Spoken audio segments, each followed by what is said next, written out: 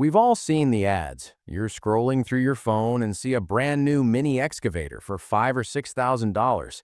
It's got the shiny paint, the LED lights, and it looks exactly like a Kubota or a John Deere. For a homeowner with a few acres or a contractor starting a side hustle, that price feels like a gift. But there's a massive difference between a machine built to work and a machine built to sell. Today, we're looking at 5 Chinese excavators that look great on paper, but have left owners stranded, frustrated, and out of pocket. We aren't here to bash everything made overseas, but if you're looking at these specific models, you need to know the reality before you hand over your cash. Now, before we get into the list, we have to talk about the elephant in the room.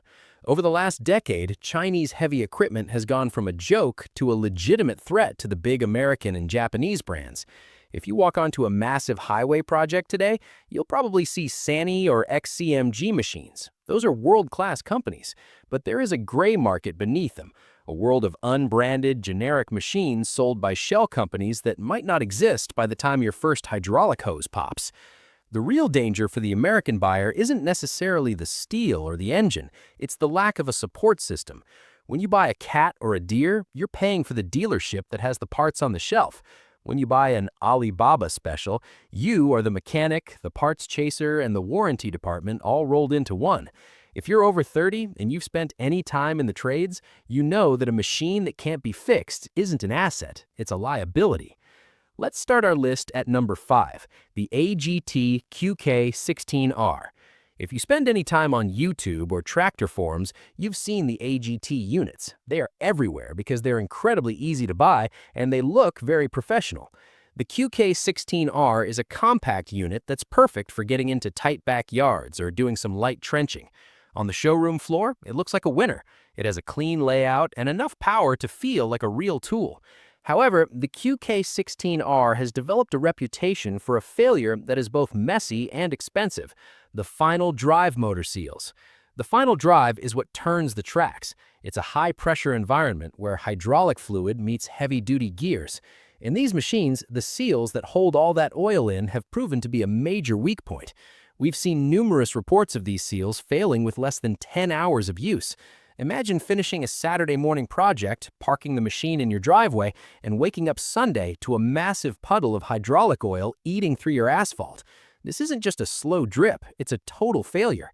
And because of the way these machines are assembled, you can't just pop a new seal in. You often have to tear down the entire undercarriage just to get to the motor. You end up spending 2 days of labor and hundreds of dollars in oil just to fix a part that cost the factory about $5. It's a classic example of a machine where the big parts look good, but the small parts, the ones that actually keep the machine running, were built to a price, not a standard. Moving to number 4, we have the FF Industrial FF12. The FF12 is a heartbreaker because on paper it's a great deal. It has a solid operating weight and a price tag that makes a lot of people jump. But there is a serious issue with dead-on-arrival units. In the equipment world, we track auction records and inspection reports from major yards across the U.S. There's a disturbing trend of brand new FF12s with 0 hours on them that simply will not start. Sometimes it's a total electrical failure where the wiring harness wasn't pinned correctly. Other times it's an engine that was never timed right at the factory. If you get one that runs, the problems often start around the 5-hour mark. Owners have reported a sudden and total loss of travel power. You'll be in the middle of a job, the boom and bucket are working fine, but the tracks just stop. You can swing the cab and dig a hole, but you can't move an inch to dig the next one. For a homeowner stuck at the back of a property, having a 3,000-pound machine turn into a static sculpture is a nightmare.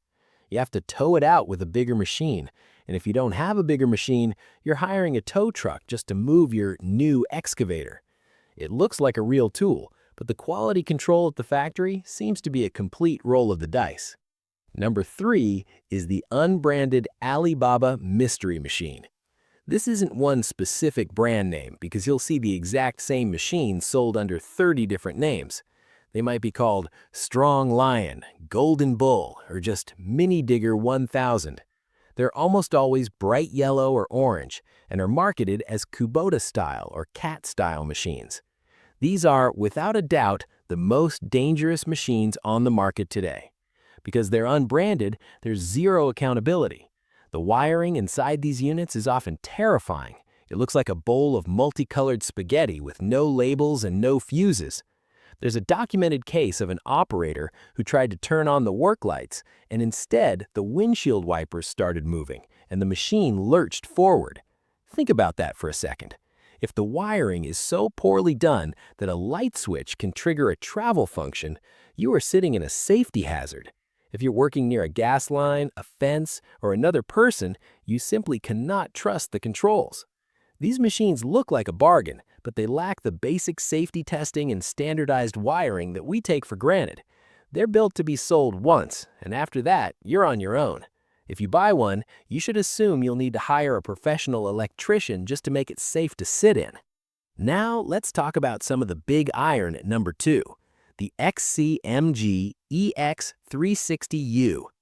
XCMG is a legitimate top-tier brand. They build some of the best cranes in the world. But every company has a lemon model, and for XCMG, the EX360U, a massive 36-ton machine, has a known Achilles heel in its swing drive. The swing drive is the component that allows the upper half of the machine to rotate. On this specific model, there have been significant reports of the housing flexing under heavy loads.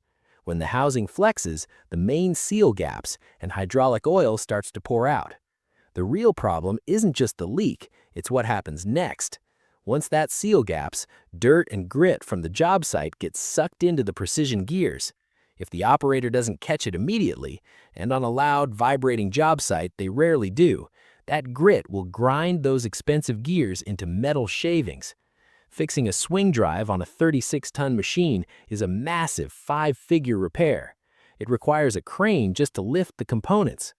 Even though the machine looks aggressive and powerful, that one weak point can take a major contractor out of the game during a critical project. It's a reminder that even the biggest Chinese brands still have some engineering hurdles to clear when they're competing at the highest levels.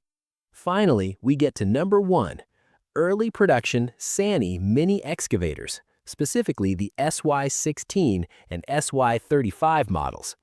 This one might surprise you because Sany is generally considered the gold standard of Chinese equipment. They make great machines.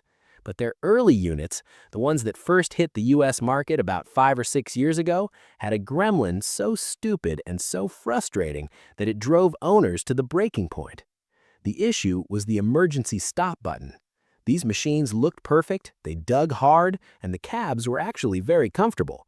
But the e-stop buttons were incredibly sensitive to vibration. You'd be working a normal job, everything would be fine, and you'd shut the machine off to grab a sandwich. When you came back, the machine wouldn't start. The dash would light up, but the engine wouldn't even click. Owners would spend days troubleshooting. They'd replace the battery, the starter, the fuel pump. Nothing worked. The problem was that the vibration from the day's work would cause the tiny internal contacts of the e-stop button to jiggle just enough to tell the computer the button had been pushed, even though it looked like it was in the run position. It's a fail not because the machine is weak, but because of a lack of attention to detail. It's a perfect example of how a 5-cent spring can turn a $30,000 investment into a pile of useless steel until you figure out the secret handshake. Sany has since fixed this, but if you're buying on the used market, you need to be aware that a dead machine might just be a victim of a bad button. So what's the lesson here? The lesson isn't to avoid Chinese equipment altogether. The lesson is to understand the true cost of a bargain. When you buy a machine, you aren't just buying steel and oil, you're buying a relationship with a manufacturer. If you're in the market, you have to ask yourself 3 things. First, can I find a parts manual for this machine right now? If the answer is no, walk away. Second, is there a local person I can call when something breaks? If your only contact is a WhatsApp number in a different time zone, you're in trouble. And third, does the machine use standard components? If the engine is a Yanmar or a Kubota, you can get parts. If the engine is an unbranded knockoff, you might be waiting months for a simple head gasket. The Chinese manufacturing boom has been great for the industry in some ways. It has forced the big brands to be more competitive, and it has made machinery accessible to people who could never afford it before. But cheap always comes with a trade-covered cost. Whether it's cheese-grade seals, dangerous wiring, or finicky buttons, every one of these failures shows that the deal isn't always what it seems in the shiny Facebook ad. If you're going to buy smart.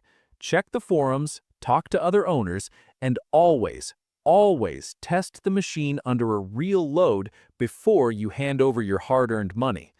We want to hear from you. Have you bought one of these bargain machines? Did it turn out to be the best deal of your life? Or do you have a horror story that could save someone else from a mistake? Drop a comment below. We all learn more when we share the reality of the work. Thanks for taking the time to listen. If you enjoyed this deep dive into the real world of heavy iron, make sure you hit that subscribe button. We've got plenty more stories to tell from the dirt. Stay safe out there, and we'll see you on the next job site.